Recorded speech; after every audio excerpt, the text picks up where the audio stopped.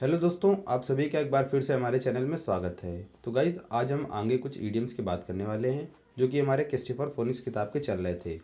तो गाइज़ आज का हमारा फर्स्ट इडियम दे रखा है एडम्स एल, जिसका मीनिंग होता है फ्रेश वाटर और we can say plain water. तो गाइज़ एडम्स एल, तो बात करते हैं इस इडियम के ओरिजिन की।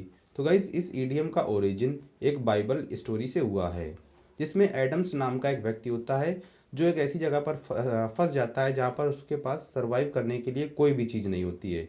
बस उसके पास वहाँ पर सिर्फ वाटर होता है। और गाइज़ यहाँ पर आपको पता होना चाहिए कि एल का मतलब कहीं ना कहीं एक लिक्विड से होता है और कह सकते हैं कि कुछ वाइन से रिलेटेड होता है। तो एल का मतलब हो गया लिक्विड से। तो यानी कि एडम जहाँ पर फंसा था उसके पास सिर्फ सरवाइव करने के लिए वहाँ पर एल था, तो इसीलिए वहाँ से ईडियम बन गया था एडम्स एल। यानी एडम्स एल, एडम्स का एल यानी एडम्स का जो वहाँ पर सरवाइव करने का केवल एकमात्र तरीका था वो था एल यानी कि वाटर था। तो आई होप आपको समझ में आ गया होगा, एडम्स एल का मतलब होता है फ्रेश वाटर। चलिए moving on to the next idiom जो कि दे रखा है एट अ स्नेल स्पेस, जिसका मीनिंग होता है वेरी स्लोली। तो गाइज आई होप आपको इस इडियम का ओरिजिन बहुत ही आसानी से समझ में आ रहा होगा। At a snail space, snails का मीनिंग अगर आप जानते होंगे तो इसका मीनिंग होता है स्नेल्स मतलब होता है घोंगा। अगर आपने देखा होगा जिसके पीछे एक शंख टाइप का निकला होता है छोटा सा, उसे कहते हैं स्नेल यानी कि घोंगा। तो स्नेल स्पेस, स्नेल जो होता है बहुत ही ज़्यादा धीमे धीमे चलता है, बहुत ही धीमे, एक छोटा सा एक कह सकते हैं एक इंसेक्ट टाइप का होता है जो कि बहुत ही धीमे धीमे मूव करता है। और अगर आपको मीनिंग पता हो पेस का, पेस का मतलब होता है गति। तो यहीं से हमारा ईडियम बना था at a snail's pace. Snails मतलब हो गया घोंगे की पेस यानी कि घोंगे की गति से, यानी जो घोंगा है उसकी गति जो होती है बहुत ही स्लोली होती है। तो वहीं से हमारा ईडियम बना था एट अ स्नेल्स पेस, मतलब हो गया वेरी स्लोली। तो आई होप आपको समझ में आ रहा होगा आसानी से। चलिए गाइस हमारा नेक्स्ट ईडियम दे रखा है all and sundry. All and sundry मतलब होता है एवरीवन, या फिर कह सकते हैं हर कोई, या फिर आप कह सकते हैं ऑल द पीपुल। तो ऑल एंड सन्ड्री मीन्स हो गया एवरी वन। तो गाइज इस ईडियम का ओरिजिन कोई पक्का नहीं मिला है, लेकिन आप लोग इसका मीनिंग समझ सकते हैं। ऑल मतलब सभी कोई, और सन्ड्री मतलब होता है फुटकर, यानी कि जो थोड़ा थोड़ा उसे कहते हैं सन्ड्री। तो गाइज इस ईडियम का जो मीनिंग है, ऑल मतलब सभी, सन्ड्री मतलब फुटकर, यानी कि हर एक किसी को लेना है, कोई भी हो उसको लेना है। तो ऑल एंड सन्ड्री मतलब होता है एवरीवन।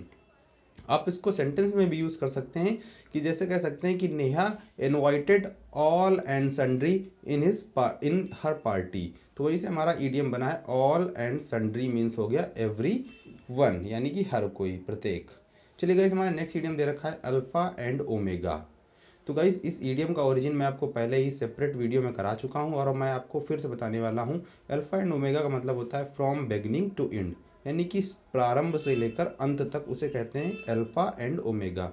तो गाइस जैसे कि बात करते हैं, अगर आप छोटा बच्चा होता है तो उसको हमेशा स्टार्टिंग से जब उसको इंग्लिश सिखाई जाती है सबसे पहले उसे अल्फ़ाबेट सिखाए जाते हैं, यानी कि अल्फ़ाबेट्स।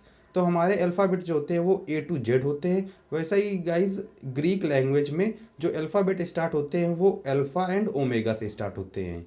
तो आप लोग चाहे तो उस ईडियम का जो मैंने कराया अल्फ़ा एंड ओमेगा का बहुत ही डिटेल से कराया, तो आप लोग वो भी देख सकते हैं। और मैं यहाँ पर ही बता रहा हूँ, अल्फ़ा एंड ओमेगा ये ग्रीक लैंग्वेज के अल्फ़ाबेट होते हैं जो कि अल्फ़ा से स्टार्ट होते हैं और ओमेगा पर एंड होते हैं। जैसे कि हमारे अल्फ़ाबेट होते हैं ए से स्टार्ट होते हैं और जेड से एंड होते हैं। तो वहीं से ईडियम बना है अल्फ़ा एंड ओमेगा। तो आई होप आपको समझ में आ गया होगा कि अल्फ़ा एंड ओमेगा का मतलब ग्रीक लैंग्वेज में जो अल्फ़ाबेट होते हैं वो अल्फ़ा से स्टार्ट होते हैं और ओमेगा से एंड होते हैं। तो वही से ईडियम बना था अल्फ़ा एंड ओमेगा का मतलब हो गया फ्रॉम बिगनिंग टू एंड। चलिए गाइस नेक्स्ट ईडियम पर चलते हैं जो कि दे रखा है at a pinch. At a pinch का मीन्स होता है इन अ ट्रबल, यानी कि कह सकते हैं परेशानी में, उसे कहते हैं एट अ पिंच।